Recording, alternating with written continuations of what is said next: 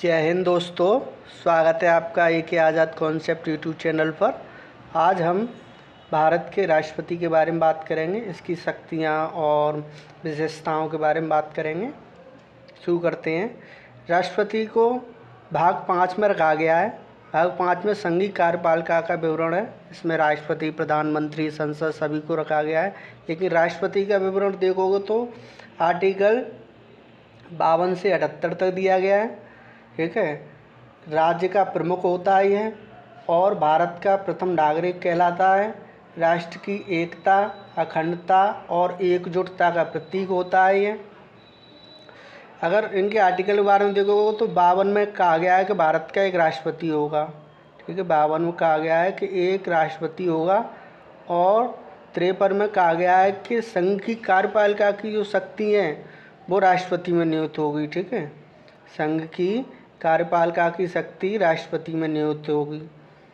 और 54 में राष्ट्रपति का निर्वाचन दिया गया है कि राष्ट्रपति में निर्वाचन कैसे होगा। ठीक है, राष्ट्रपति का निर्वाचन की रीति विधियाँ 55 में दिया गया है, और 56 में उसकी पदावधि कार्यकाल है कि उसका कार्यकाल 5 वर्ष होगा। और 57 में पुनर्निर्वाचन है। ठीक है, 57 में क्या दिया गया, पुनर्निर्वाचन के एक से अधिक बार निर्वाचित हो सकता है, यानी तो भारत का जो राष्ट्रपति है वो एक से अधिक बार निर्वाचित हो सकता है। और 58 में निर्वाचन होने के लिए अर्हता है, मतलब ठीक है, योग्यताएं दी गई हैं कि किन किन पे वो नहीं हो सकता है। और 60 में इसकी शपथ दिया गया है। ठीक है, राष्ट्रपति की जो शपथ है वो आर्टिकल 60 में दी गई है। 61 में वो महाभियोग की प्रक्रिया है आर्टिकल 61 में।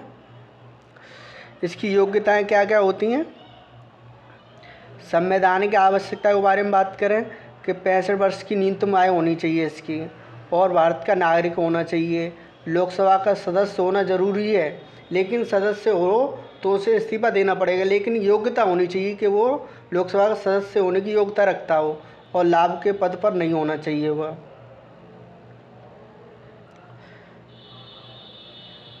अन्य आवश्यकताओं के बारे में बात करें तो नामांकन में 50 निर्वाचक प्रस्तावक होना चाहिए इसमें। जैसे राष्ट्रपति का जो प्रस्ताव आ रहा है उसमें 50 निर्वाचक होने चाहिए प्रस्ताव लाने के लिए, और 50 निर्वाचक समर्थक में होने चाहिए जो इसका अनुसमर्थन करें कि हम इस राष्ट्रपति को अपनी तरफ से खड़ा कर रहे हैं। ठीक है, हमारा कैंडिडेट है ये, तो अनुसमर्थन होना चाहिए 50 का। और जमानत राशि 15,000 रुपये है।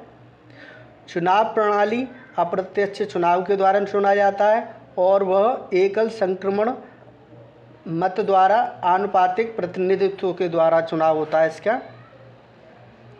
चुनावों में मतदाता कौन कौन होते हैं। निर्वाचित सदस्य, लोकसभा और राज्यसभा दोनों के निर्वाचित सदस्य होते हैं। यहाँ यह विशेष ध्यान रखना है कि मनोनीत सदस्य भाग नहीं लेते हैं।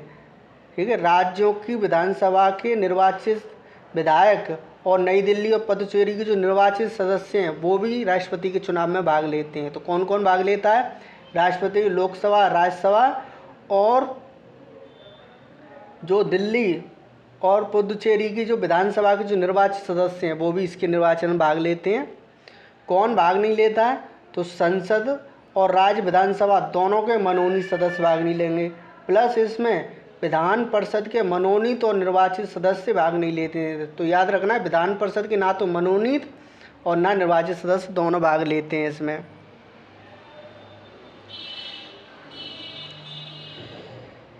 विघटित, अगर कोई विधानसभा विघटित हो गई है तो उसके सदस्य राष्ट्रपति के चुनाव में भाग नहीं लेंगे। एक विधायक का वोट सांसद वोट के बराबर होगा, ये यहाँ पे नहीं है, बराबर होता है। ठीक है, बराबर होता है। एक विधायक का वोट होता है वह सभी सांसदों के बराबर होता है। राष्ट्रपति का कार्यकाल 5 वर्ष होता है, वह कितनी बार भी पुनर्निर्वाचित हो सकता है। क्योंकि अभी तक देखा जाए तो डॉक्टर राजेंद्र प्रसाद 3 बार राष्ट्रपति रह चुके हैं। अमेरिका में सिर्फ राष्ट्रपति 2 बार ही रह सकते हैं। इसका विशेष ध्यान रखना है कि भारत का जो राष्ट्रपति वो कितनी बार भी पुनर्निर्वाचन हो सकता है। इसके लिए शपथ मुख्य न्यायाधीश दिलाता है। अगर उसकी अनुपस्थिति होती है तो सुप्रीम कोर्ट के वरिष्ठतम न्यायाधीश दिलाते हैं इसको। संसद विधानमंडल के किसी भी सदन का सदस्य न हो, यदि है तो निर्वाचित होनी सदस्यता छोड़नी पड़ेगी। याद रखना, राष्ट्रपति, संसद और विधानमंडल किसी का सदस्य नहीं होना चाहिए, अगर है तो उसे सदस्यता छोड़नी पड़ेगी। पद की रिक्ति कैसे होगी? पद की रिक्ति, अगर मान लो पद की रिक्ति करनी है तो या तो उसका कार्यकाल समाप्त हो जाए, 5 वर्ष पूरा कर ले, या इस्तीफा दे दे, उपराष्ट्रपति को इस्तीफा सौंप दे, या उसका संसद के द्वारा, लोकसभा या राज्यसभा के द्वारा उसके लिए महाभियोग की प्रक्रिया चलाई जाए, या उसकी मृत्यु हो जाए उसके कार्यकाल में। ये अन्य कारण हो सकते हैं, अयोग्यता हो सकती है। तो कार्यकाल की समाप्ति देखते हैं। वो कार्यकाल की समाप्ति होने से पहले रिक्ति भरने के लिए चुनाव होना चाहिए। अगर उसे कार्यकाल की समाप्ति हो रही 5 वर्ष हो गई है तो पहले उसके 6 महीने से पहले ही प्रक्रिया चुनाव की शुरू हो जाएगी। जब तक अगला राष्ट्रपति नहीं चुन लिया जाएगा तब तक जो पहले वाला राष्ट्रपति वो अपने पद पर बना रहेगा। चुनाव में देरी के मामले में वर्तमान राष्ट्रपति अपने पद पर बना रहता है, क्योंकि राष्ट्रपति का पद बहुत महत्वपूर्ण होता है, इसीलिए उस पद को खाली नहीं किया जा सकता है। ठीक है, इसीलिए राष्ट्रपति अपने पद पर जब तक बना रहता है तब तक आने वाला जो राष्ट्रपति अपना पद ग्रहण नहीं कर लेता है। इस्तीफा उपराष्ट्रपति को सौंपता है। अगर मान लो राष्ट्रपति की गैर मौजूदगी में उपराष्ट्रपति काम करता है, अगर उपराष्ट्रपति नहीं है तो भारत का मुख्य न्यायाधीश कार्य संभालेगा, और मुख्य न्यायाधीश नहीं है तो जो वरिष्ठतम न्यायाधीश होते हैं वो कार्य की देखभाल करते हैं राष्ट्रपति के पद की। महाभियोग की प्रक्रिया अर्धन्यायिक प्रक्रिया है, यह आर्टिकल 61 में दिया गया है। ठीक है, संवैधानिक उल्लंघन के आधार पर लिया जा सकता है इसका। ठीक है, अपरिभाषित है। याद रखना है कि जो महाभियोग की प्रक्रिया है वो अपरिभाषित है, परिभाषित नहीं किया गया है। अगर मान लो प्रस्ताव को पेश करना है महाभियोग के प्रस्ताव, तो किसी भी सदन में, लोकसभा या राज्यसभा किसी भी सदन में लाया जा सकता है। अगर मान लो पहले से बहुमत, अगर इसको जो महाभियोग का प्रस्ताव पास कराना है तो लोकसभा राज्यसभा में स्वतंत्र रूप से सदन की कुल क्षमता का, ठीक है, सदन की कुल क्षमता के 2/3 बहुमत से पारित होना चाहिए। बहुमत लोकसभा राज्यसभा के स्वतंत्र रूप से 2/3 बहुमत से पारित होना चाहिए इसका बहुमत, तब आगे बढ़ेगी प्रक्रिया। अगर मान लो महाभियोग की प्रक्रिया लाई जाती है तो पहले मान लो पहला सदन लाता है तो पहले सदन में लाने से पहले इसे 14 दिन का राष्ट्रपति को सूचना दी जाएगी, 14 हम आपके खिलाफ महाभियोग की प्रक्रिया ला रहे हैं, तो आप अपना जो चाहें वो अपना एक कैंडिडेट या अपनी तरफ से कोई भी सदस्य भेज सकते हैं।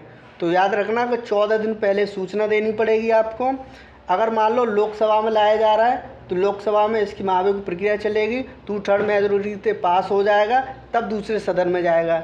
जब दूसरे सदन में जाएगा तो दूसरा सदन जो राष्ट्रपति पर जो आरोप लगाए गए हैं उनकी जांच होगी।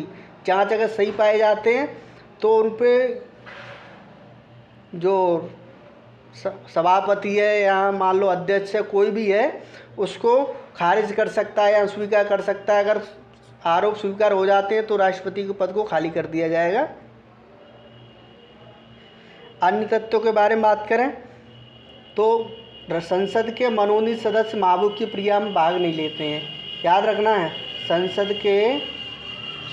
संसद के जो मनोनीत सदस्य हैं वो महाभियोग की प्रक्रिया में भाग लेते हैं, लेकिन क्या याद रखना है आपको कि राष्ट्रपति के चुनाव में भाग नहीं लेते हैं। वो राज्य विधानसभाओं के सदस्य महाभियोग की प्रक्रिया में भाग नहीं लेते हैं। तो राज्य विधानसभाओं के सदस्य निर्वाचन में तो भाग लेते थे लेकिन महाभियोग की प्रक्रिया में भाग नहीं लेते हैं। ये क्या विशेष याद रखना है आपको कि भाग नहीं लेते हैं। और दिल्ली और पुदुचेरी के केंद्र शासित प्रदेश हैं, उनके जो विधायक हैं वो महाभियोग की प्रक्रिया में भाग नहीं लेते हैं। तो याद रखना है कि महाभियोग की प्रक्रिया से संसद के लोकसभा और राज्यसभा के दोनों के निर्वाचित सदस्य और मनोनीत सदस्य दोनों भाग लेते हैं। कानूनी प्रतिरक्षा दी गई है इसके लिए कि उसके कार्यकाल के दौरान कोई भी आपराधिक कार्रवाई नहीं की जा सकती है, और अगर लाए जा रहे तो 2 महीने के नोटिस देने के साथ दीवानी कार्रवाई केवल व्यक्तिगत कृत्यों पर ही शुरू की जा सकती है। ये विशेष ध्यान रखना है आपको। अगर अध्यादेश अध्यादेश मान लो कोई भी सदन, ना तो लोकसभा ना राज्यसभा, कोई भी संचलन में नहीं है तो भी यह अध्यादेश जारी कर सकता है। अगर मान लोकसभा नहीं है या राज्यसभा कोई सा एक भी नहीं है तो भी राज्यसभा, क्योंकि कानून बनने के लिए, विधेयक बनने के लिए दोनों सदनों की आवश्यकता होती है। एक में पास हो जाए तो दूसरे में जाएगा, इसीलिए दोनों की आवश्यकता होती है। अगर एक भी नहीं है तो राष्ट्रपति अध्यादेश जारी कर सकता है 161 के अनुसार। इनकी कार्यकारिणी शक्तियों के बारे में बात करते हैं। तो कार्यकारी शक्तियों में क्या है ना कि इनकी नियुक्ति प्रशासनिक नियुक्ति करते हैं। राष्ट्रपति क्या करता है कि नियुक्ति करता है कई लोगों की, जैसे मान लो प्रधानमंत्री की नियुक्ति करेगा और उनकी जो मंत्रिपरिषद होती है, ठीक है, मंत्रिपरिषद पीएम की नियुक्ति कर देगा और पीएम की अनुशंसा से ही मंत्रिपरिषद की नियुक्ति होगी। सीजेआई की नियुक्ति होगी, राज्यपाल की नियुक्ति करेगा, ठीक है, और कैग की नियुक्ति करेगा और इलेक्शन चीफ इलेक्शन कमीशन की नियुक्ति करेगा, यूपीएससी के सदस्यों और स्पीकर की नियुक्ति करेगा और महान्यायवादी की, ठीक है, माननीय नियुक्ति करेगा इनकी राष्ट्रपति। अब देखें प्रशासनिक शक्तियों के बारे में। जो प्रशासनिक शक्तियां हैं जो भारत के राष्ट्रपति में नियुक्त होती हैं, जो प्रशासनिक शक्तियां किस में नियुक्त होती हैं, राष्ट्रपति में नियुक्त होती हैं। और अतिरिक्त शक्तियां राष्ट्रपति को दी जाती हैं संसद द्वारा। जो अतिरिक्त शक्तियां बचती हैं, जैसे मान लो अवशिष्ट शक्तियां कहते हैं, अवशिष्ट शक्तियां संसद को दी जाती, लेकिन कुछ और शक्तियां हैं वो राष्ट्रपति को सौंप दी जाएंगी। संघ सरकार के कार्य संचालन के नियम बना सकता है। ये क्या कर सकता है कि जो संघ सरकार है ना उसके लिए नियम बना सकता है, ठीक है, संघ सरकार के लिए नियम बना सकता है। और यह प्रशासनिक मामलों में राष्ट्रपति क्या करेगा, प्रशासनिक मामलों में प्रधानमंत्री से जानकारी ले सकता है किसी भी विधेयक से, ठीक है, किसी भी विधेयक के बारे में वह प्रधानमंत्री से जानकारी ले सकता है। और केंद्र शासित प्रदेशों का प्रशासक होता है ये, ठीक है, कौन होता है, यूटी का प्रशासक होता है। और ये नहीं होगा तो अपना एक प्रतिनिधित्व नियुक्त करेगा कि मैं आपको एक नियुक्ति कर रहा हूँ वहाँ पे प्रशासनिक की, कि आप वहाँ पे केंद्र शासित प्रदेशों की जांच देख रेख करिए, वहाँ पे उनके अंडर में काम किया जाएगा। और यह क्या करता है, अंतर्राज्यीय परिषद का गठन करता है, ठीक है, अंतर्राज्यीय परिषद का गठन करता है। यह विधायी शक्तियों में देखें आप, विधायी शक्तियों में,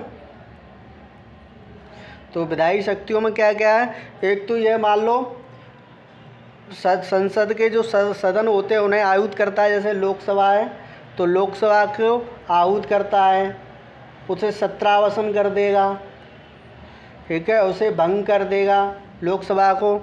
और बिल कानून राष्ट्रपति की सहमति के बाद ही बनता है, ठीक है। अगर मान लो कोई बिल आया तो बिल पे राष्ट्रपति सिग्नेचर कर देगा, तब वो क्या बनेगा, एक्ट बनेगा। विधायी शक्तियाँ यही।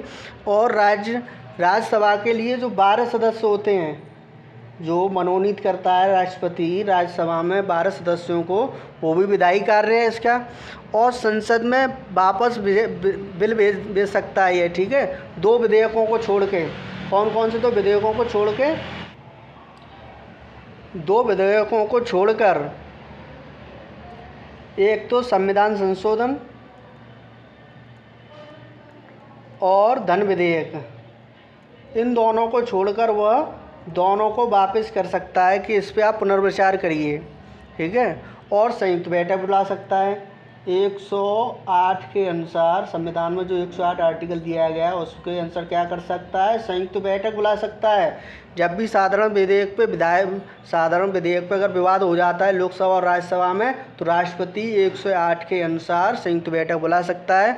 और ये याद और रखना है कि संयुक्त बैठक में जो भी प्रस्ताव या पास होगा वह बहुमत से पारित होगा, ठीक है।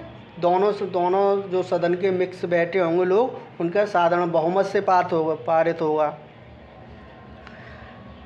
और आम चुनाव के बाद जब मान लो पहला आम चुनाव हो जाता है ना, तो पहले सत्र के बाद और प्रत्येक वर्ष के सत्र के संबोधित करता है राष्ट्रपति। क्या करता है, जब मान लो नई साल आ रही है, अगली साल का जो विशेष वो होगा, अभिभाषण होगा, वो संबोधित करेंगे प्रत्येक वर्ष के लिए।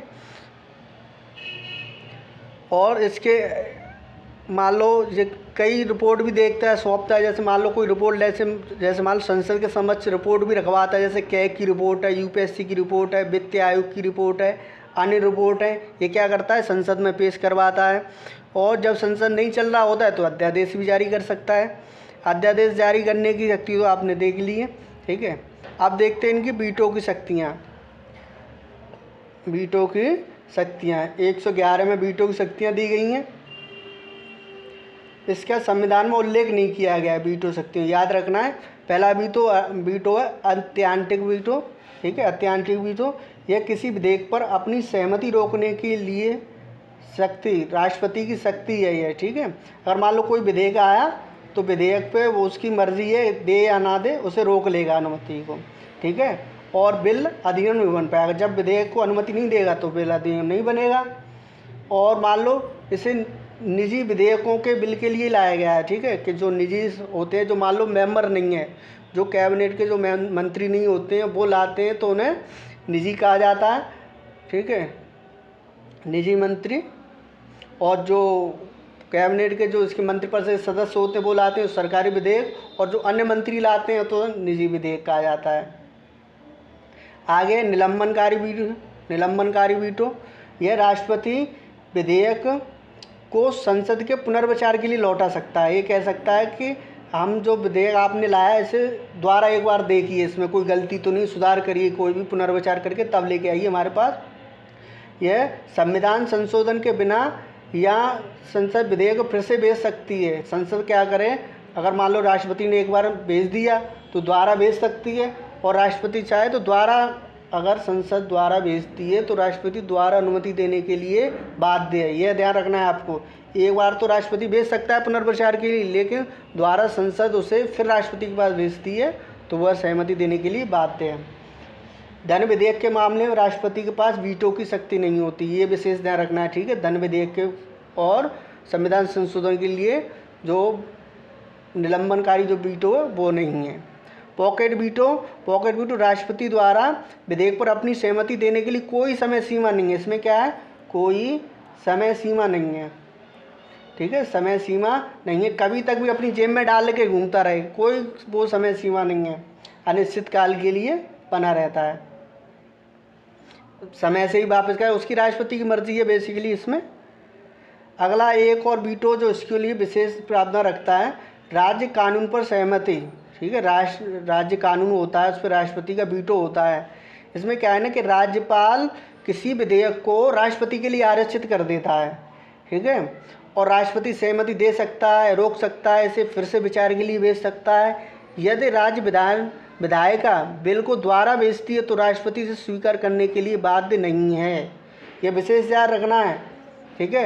निलंबनकारी वीटो में क्या हो रहा था कि एक बार अगर राष्ट्रपति ने भेज दिया, एक बार अगर राष्ट्रपति ने भेज दिया तो द्वारा संसद भेज रही है तो वो अनुमति देने के लिए बाध्य है, सहमति देने के लिए बाध्य राष्ट्रपति। लेकिन राज्यपाल अगर भेज रहा है तो वह राष्ट्रपति अनुमति देने के लिए बाध्य नहीं है, ठीक है। विधेयक को स्वीकार करने के लिए राष्ट्रपति को कोई भी समय सीमा नहीं दी गई है इस वाले में, ये याद रखना है। ये राज्यपाल के द्वारा आरक्षित किया जाता है। सैन्य शक्तियों के बारे में बात करें तो ये सभी तीनों मान लो तीनों सेनाओं का कमांडर होता है, ठीक है, सबसे ऊपर होता है। सभी सशस्त्र बलों के प्रमुख की नियुक्ति करता है, युद्ध की घोषणा करता है, ठीक है, शांति की घोषणा करता है, ठीक है, और प्रधानमंत्री प्लस केंद्रीय मंत्रिमंडल की सलाह पर शांति स्थापित करने की व्यवस्था करता है। कूटनीतिक शक्तियों में देखोगे आप तो विदेशों के साथ जो संधियाँ होती हैं वो राष्ट्रपति के नाम से होती हैं, ठीक है। संधियाँ होंगी या कोई भी कार्य होंगे वो राष्ट्रपति के नाम से होंगे। राजदूतों की नियुक्ति करता है राष्ट्रपति, ठीक है।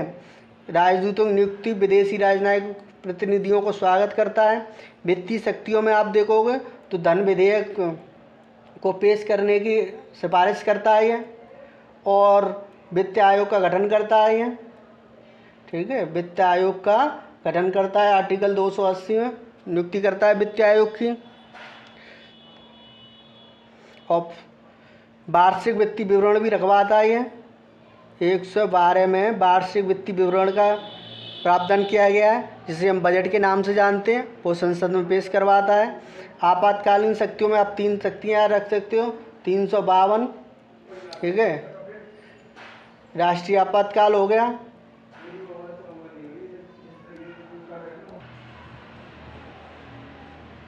ठीक है, 352 में राष्ट्रीय आपातकाल हो गया, 356 में राष्ट्रपति शासन हो गया, राष्ट्रपति शासन, और 352 में राष्ट्रीय आपातकाल हो गया, और 360 में वित्तीय आपातकाल हो गया।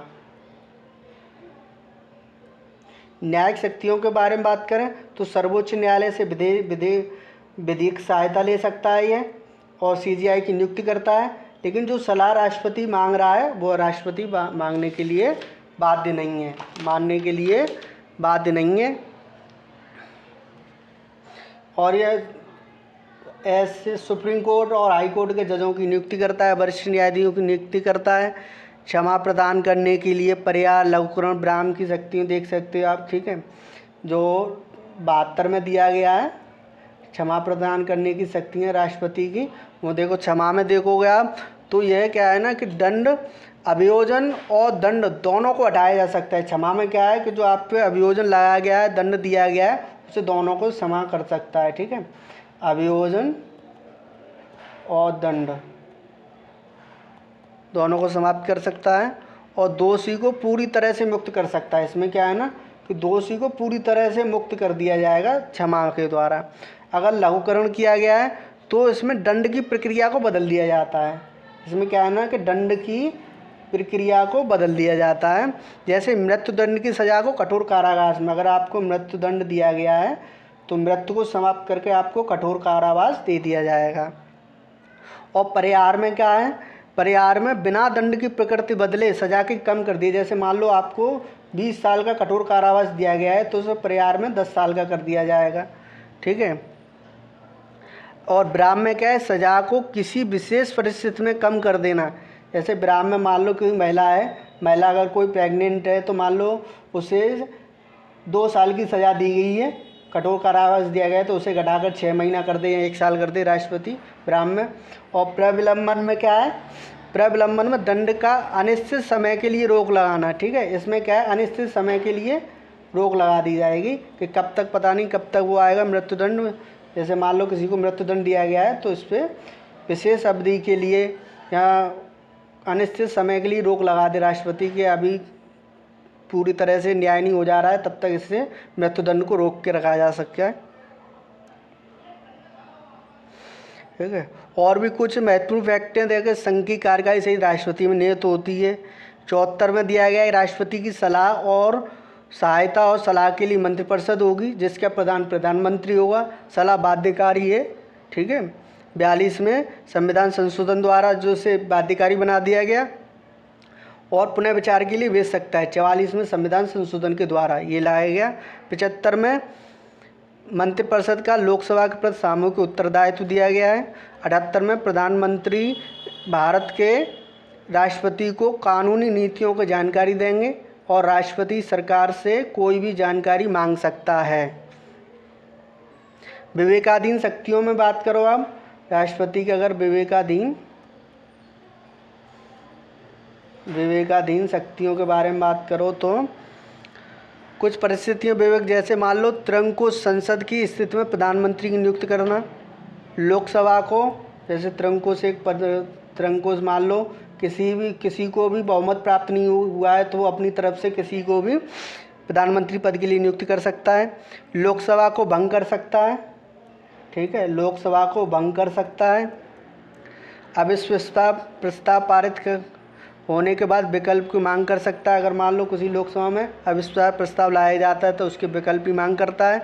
पुनर्विचार के लिए बिल भेज सकता है और अविश्वास पारित होने के बाद इस्तीफा नहीं देने की के बाद अगर मंत्रिपरिषद को भंग कर सकता है। अगर मान लो अविश्वास प्रस्ताव पास हो जाता है तो वह मंत्रिपरिषद को बर्खास्त करने के लिए कह सकता है कि आप बर्खास्त करिए इसको। और कुछ जैसे महत्वपूर्ण फैक्ट देखोगे तो जो अपने भारत के जो राष्ट्रपति संवैधानिक स्थिति है वो ब्रिटेन के राष्ट्राध्यक्ष के समान है। ये तो आपको पता ही है कि मान लो दिल्ली और पुडुचेरी सहित विधानसभाओं के निर्वाचित सदस्य इसमें भाग लेते हैं। इसकी न्यूनतम उम्र 35 वर्ष है। ठीक है, राष्ट्रपति की योग्यताएं 58 में दी गई हैं और पुनर्निर्वाचन 57 में। आर्टिकल 71 में दिया गया है कि दोनों 71 में दिया गया है कि मान लो राष्ट्रपति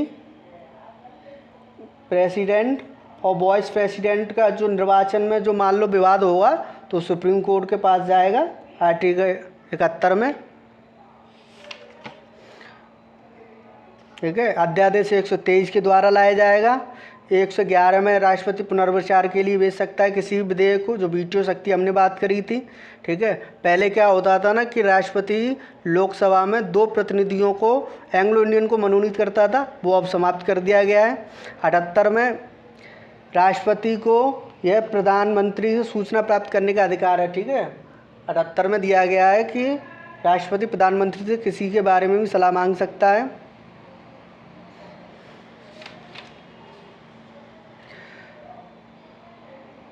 बहत्तर में क्षमादान शक्ति है और 161 में राज्यपाल की समान शक्ति है।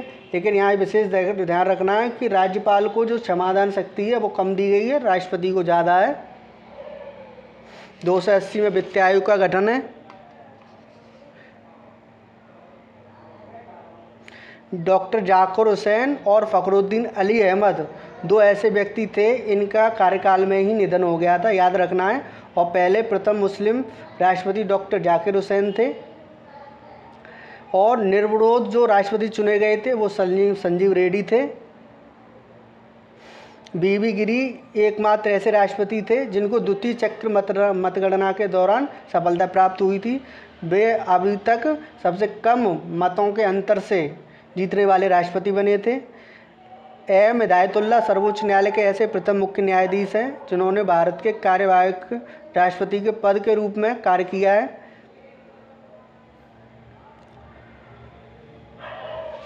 और भी कुछ फैक्ट,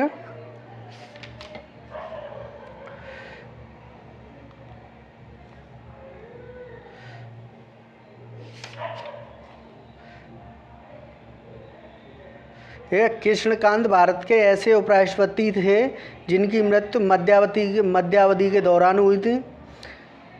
2 उपराष्ट्रपति बीबी गिरी और आर वेंकट रमन कार्यकाल पूरा करने से पहले ही राष्ट्रपति चुन लिए गए। याद रखना है, 2 उपराष्ट्रपति ऐसे थे बीबी गिरी और आर वेंकट रमन जिनका कार्यकाल पूरा होने से पहले ही राष्ट्रपति इनको चुन लिया गया। और भारत के प्रथम उपराष्ट्रपति डॉक्टर राधाकृष्णन सर्वपल्ली तथा मोहम्मद हामिद अंसारी को 2 कार्यकाल के लिए उपराष्ट्रपति चुना गया है। ठीक है, बहुत बहुत धन्यवाद दोस्तों। हमने कुछ महत्वपूर्ण प्रावधानों के बारे में बात की राष्ट्रपति के। अगर हमारा कंटेंट अच्छा लगा हो तो हमारे वीडियो को लाइक करें, कमेंट करें और हमारे चैनल को सब्सक्राइब ज़रूर करें। धन्यवाद।